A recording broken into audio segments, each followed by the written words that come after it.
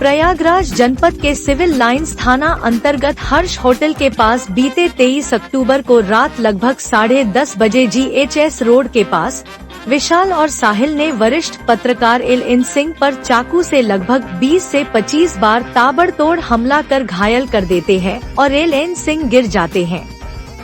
गिरते ही हमलावर चाकू लहराते हुए भाग जाते हैं।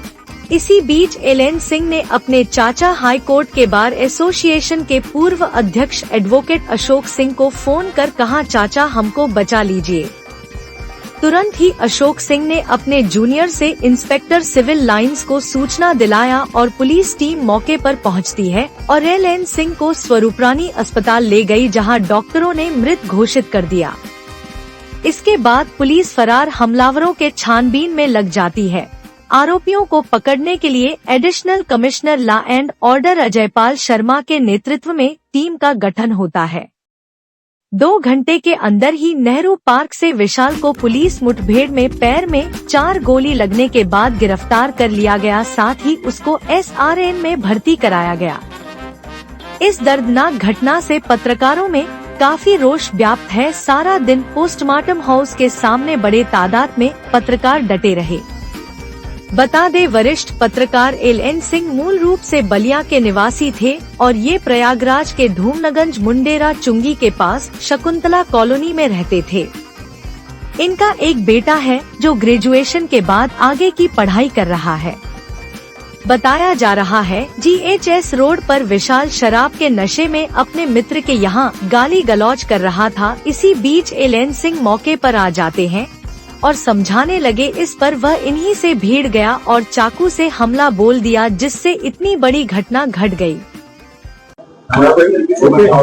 आज दिनांक 23 अक्टूबर को शाम को हर्ष होटल के पास में ये घटना की सूचना प्राप्त हुई थी कि एक व्यक्ति लक्ष्मीकांत जिनके ऊपर कुछ बदमाशों के द्वारा हमला करके धारदार हथियार से उनको घायल किया, जिसके बाद उपचार के लिए उनको तत्काल SRN हॉस्पिटल लाया गया। इसमें उपचार के दौरान जो घायल थे उनकी मृत्यु हुई और इसी में जो वहाँ घटनास्थल से साक्ष्य कलेक्ट किए गए, जो विटनेसेस थे या आसपास लोग मौजूद थे उनसे बातचीत की गई और तमाम जो सर्कमस्टेंसेस थे उसकी जानकारी की गई। तो ये ज्ञात हुआ कि आरोपी विशाल के द्वारा ये घटना कारित की गई अपने कुछ सहयोगी के साथ में।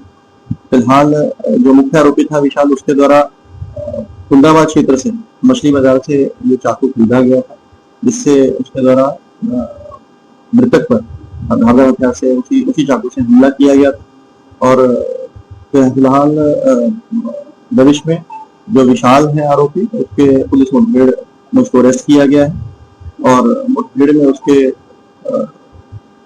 3 गोलियां लगी हैं उसके दोनों पैरों में और फिलहाल उसको हॉस्पिटल में एडमिट करवाया गया है और आगे जो साक्ष्य एकत्रित कर विधिक कार्रवाई की जाएगी, आगे रिमांड लिया जाएगा। इसमें अभी तक जो है एक जो मुख्य आरोपी है विशाल की शामिल होने की बात सामने आई है, उसके एक और सहयोगी की भी शामिल होने की बात सामने आई है, जिसके संबंध में पुलिस टीम के द्वारा दबिश दी जा रही है और इसमें 2 और भी जो सस्पेक्ट हैं उनको भी अभी फिलहाल कस्टडी में लेकर के उनसे पूछताछ की जा रही है।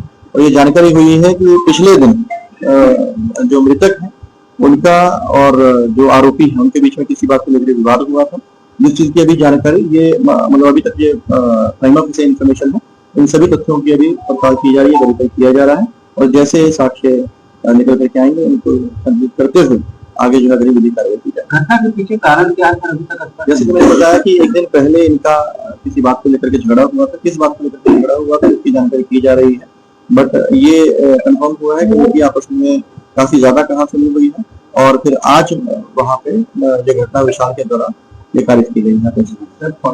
परिवार को ये वो जो भी हमारा जो विधिक कार्रवाई है उसको पूरी तरह अमल में लाया जाएगा। हमारा डेफिनेटली ये दुर्भाग्यपूर्ण घटना है, हमारी सहानुभूति पीड़ित के साथ में है। डिपार्टमेंट गवर्नमेंट ऑर्गेनाइजेशन पूरी तरह से हर संभव सहायता प्रदान। इस तरह की घटना हुई है, पत्रकारों की सुरक्षा पर सवाल खड़ा हो रहा है। देखिए पूरी तरह से दिन रात पुलिस नाकेदार जिला देख करके यहाँ इंश्योर किया जा रहा है कि सभी जो जनपद वासियों को सुरक्षित माहौल मिले और अगर किसी के द्वारा कोई भी अपनी सीमा का अतिक्रमण करेगा, कानून व्यवस्था के साथ में छेड़छाड़ करने की कोशिश करेगा। कल रात की घटना है पत्रकार के साथ, उस पर क्या बताना चाहिए? देखिए, कल जिस तरीके से पत्रकार एलन सिंह की हत्या हुई है, ये साबित हो जाता है कि उत्तर प्रदेश में लॉ एंड ऑर्डर नाम की कोई चीज नहीं है। उत्तर प्रदेश में लॉ एंड ऑर्डर लापता हो चुका है। एक पत्रकार जो निडर होकर पत्रकारिता करता हो और उसको कुछ अपराधी मिलकर 25 चाकू से उनकी हत्या कर दी जाए, और भी पॉश इलाके में, सिविल लाइन जैसे इलाके में जहां पे पूरे अधिकारी मौजूद रहते हैं। और ऐसी घटना ये साबित करती है कि अपराधियों में किसी का खौफ नहीं है। अपराधी एकदम खुलेआम घूम रहे हैं और अपराधियों में पत्रकार और पुलिस का किसी का खौफ नहीं है। हम प्रशासन से, शासन से, उत्तर प्रदेश मुख्यमंत्री से मांग करते हैं कि जितने भी अपराधी इसमें सम्मिलित थे, शामिल थे, उनको जो है तत्काल गिरफ्तार किया जाए और उनके घरों को ध्वस्त किया जाए और कड़ी से कड़ी सजा मिले, ताकि पत्रकारों में एक जो इस घटना के बाद जो खौफ पैदा हुआ वो खत्म हो। क्योंकि ये देश का चौथा स्तंभ है और इस चौथा स्तंभ की अगर हत्या हो जाएगी तो समझ लीजिए कि लोकतंत्र कहाँ चला गया। बहुत बुरे हालात हैं उत्तर प्रदेश के। हम सरकार से चाहते हैं कि तत्काल इस पर जो है तुरंत कार्रवाई करे और सख्त से सख्त सजा इनको मिलनी चाहिए, जिससे पत्रकारों में एक निडर पत्रकार। बहुत कुछ अभी कहने की स्थिति में तो हम नहीं हैं, लेकिन जो भी ये हुआ जी, ये अत्यंत निंदनीय है जी, क्योंकि ये सिर्फ हत्या नहीं है जी। बिल्कुल, आप लोगों ने देखा होगा चापड़ से कम 20-21 जगह मारा गया, जिससे हर अंग आधा कट गया जी।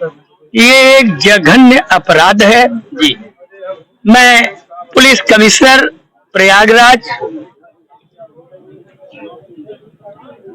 से ये उम्मीद करता हूं जी कि किसी प्रकार की झूठी बातें जी, नैरेटिव बनाने की कोशिश न किया जाए, बल्कि सच्चाई को सामने लाया जाए।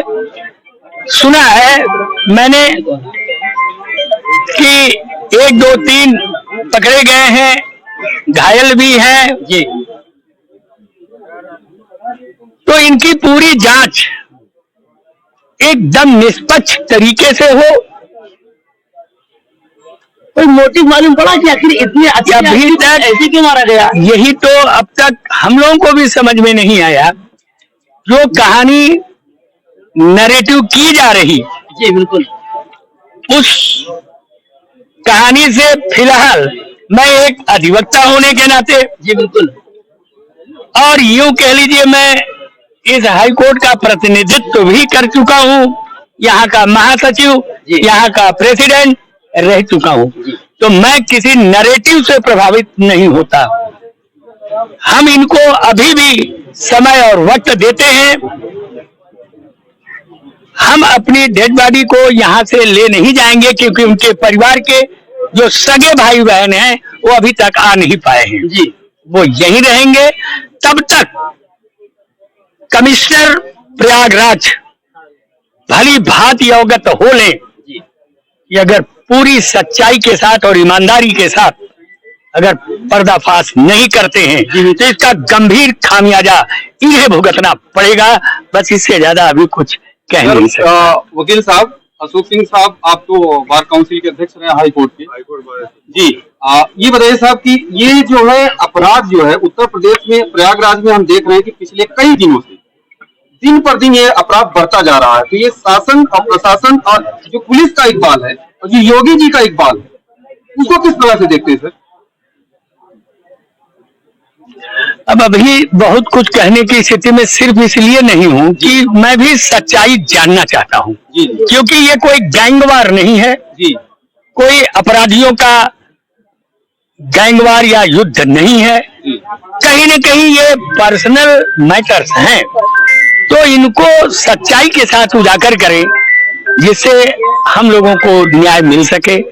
और पत्रकार हैं आप लोग, पत्रकार भाई लोग के साथी हैं वो, हम आप लोगों से भी उम्मीद करेंगे कि आप लोग भी सच्चाई पता कराने की कोशिश करें। हम भी मांग उसका एक नाबालिग बच्चा है राज, अभी वो भी बहुत छोटा बच्चा है, इकलौता बच्चा है, उसके पास भी कोई है नहीं। ये मेरा चचेरा भाई भी, चचेरा भतीजा भी लगता है। मैं सिर्फ एक अल्टीमेटम दे सकता हूँ पुलिस कमिश्नर प्रयागराज को, अगर सच्चाई आज रात तक उजागर नहीं करते तो कल का दिन इन्हें महंगा पड़ेगा। बस इससे ज्यादा कुछ कहने की। धन्यवाद।